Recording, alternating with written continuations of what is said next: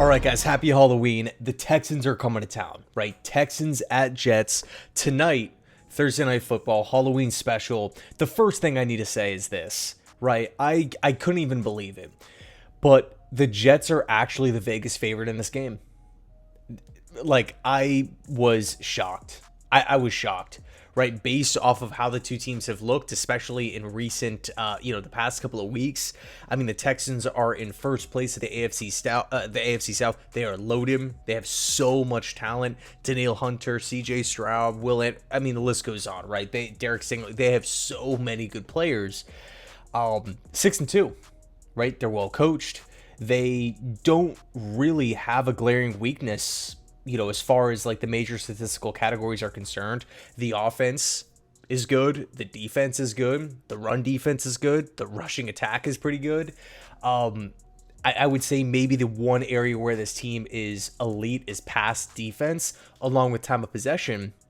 But outside of that, they're kind of in that just above average range in really every facet, right? I mean, if you're a Texans fan, I mean, you got to be absolutely fired up to be just rooting for this team. It wasn't long ago where they were searching for their quarterback and searching for their coach, and you had the Deshaun Watson drama, and it just felt like there was a lot of questions surrounding the organization. And then boom, in one off season, everything's fixed.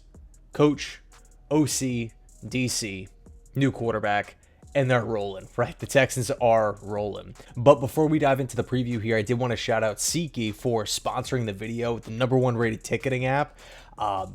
You name it, right? NBA, college football, NFL, hockey, concerts.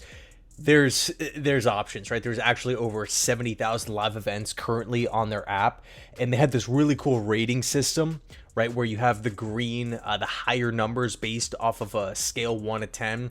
The 8s, 9s, and 10s are considered like awesome deals, whereas the 1s, 2s, and 3s are considered not so great.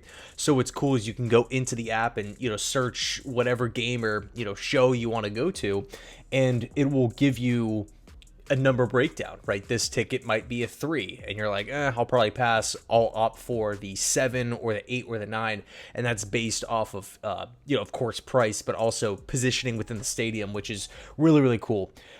You could use my code Jetscentral for $20 off your first purchase. So again, shout out to SeatGeek for sponsoring the video. So unfortunately, right, it's kind of the opposite with the New York Jets compared to the Houston Texans, where you're looking at the just the statistical categories, the team rankings, if you will. How has this team looked and competed this season? And we're pretty much below average in tons of different areas. Penalties, kicking percentage, run defense, right? There's just a lot of areas that, as a Jet fan, you're just scratching your head, you're shrugging your shoulders on Sunday saying, what the hell's going on here, right? Like, this roster has been to me, I actually heard a really good quote the other day. The Jets have pulled all of their levers, right? Trade for Hassan Reddick, get a healthy Aaron Rodgers, sign the backup quarterback, acquire Devontae Adams, fire Robert Saleh, promote Jeff Ulbrich, demote Nathaniel Hackett, promote Todd Downing. They have really made a lot of shifts throughout the season, but the most infuriating thing about it all is that nothing changes on game day. Nothing changes on game day. The team continues to miss kicks. They continue to get flagged. They continue to waste timeouts. They continue to just look disorganized. And we're literally halfway through the year. How is it possible to have this much confusion? It makes no sense.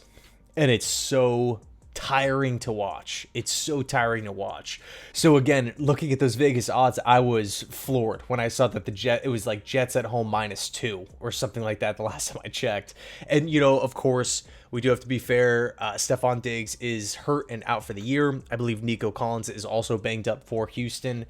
But still, I mean, you want to take a look at total body of work. Houston has been really, really impressive this season. But I'll say this. The New York Jets continue to blow these games. They continue to go out there and just disappoint the masses.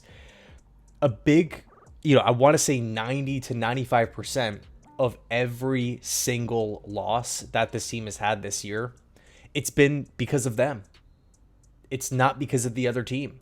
Credit those teams. Credit Buffalo, credit Pittsburgh. Denver, right? New England, they do enough to win. They capitalize on opportunities, right? When the moment is there, they seize it, whereas the Jets don't.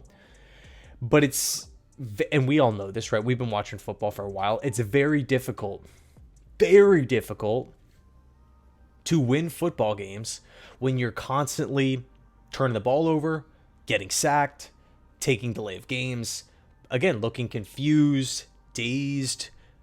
It doesn't look like anyone really wants to be there. Guys' body language is just horrid, rolling their eyes, throwing their hands up, just looking demoralized on the sidelines.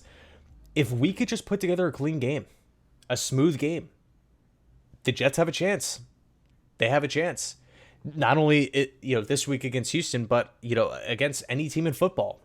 I know it sounds crazy, but I mean, if we think back to every single game this season outside of that week 3 game against New England, I mean, it's the Jets just shooting themselves in the foot. Self-inflicted wound after self-inflicted wound. Again, take your pick on whatever it may be. Run defense, can't tackle, crap game plans, whatever it is. It's just issue after issue. If we could just clean up and just get out of our own way, who knows? Who knows what the score is going to look like? So that's what I'm hoping for. That's what I'm holding out for here. I'm not sitting here saying I have a lot of confidence in that.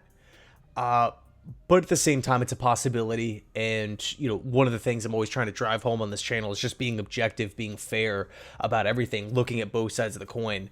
Not really trying to have super biased takes or anything like that. So, calling it like I see it, the Jets have got to prove it. They have to prove it to fans. They have to prove it to really everybody, right? That they need to be taken seriously. And until we actually get some productivity out in the field and have a big win, then they're going to continue to be the laughingstock. So does that change Halloween? Man, I hope so. But anyway, until then, let me know your thoughts down below in the comment section. Thanks so much for watching. I appreciate you guys. And as always, go Jets.